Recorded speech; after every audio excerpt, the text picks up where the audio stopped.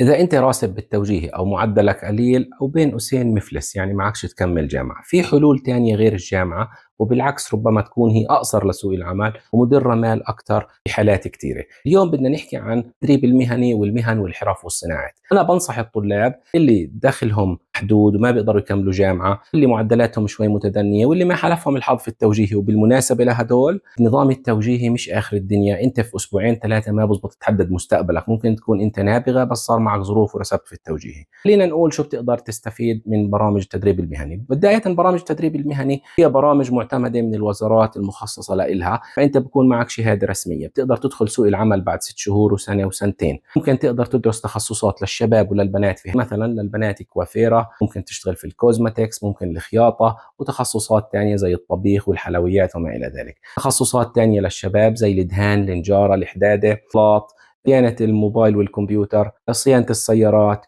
التمديدات الكهربائية والصحية يعني كهربجي ومواسيرجي. كل هاي تخصصات وكتير غيرها ممكن تستفيد منها وتدخلك في سوق العمل بفترة قصيرة، وبالعكس عليها طلب كتير.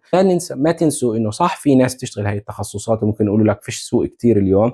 بدنا نركز على نقطة مهمة، انه احنا عدد السكان عندنا بيزيد، فراح يزيد عليها الطلب سواء اليوم او لقدام. اتمنى للجميع التوفيق، وهذا راح يكون اخر فيديو لإلي بخصوص جامعات والتعليم في هذا الموسم.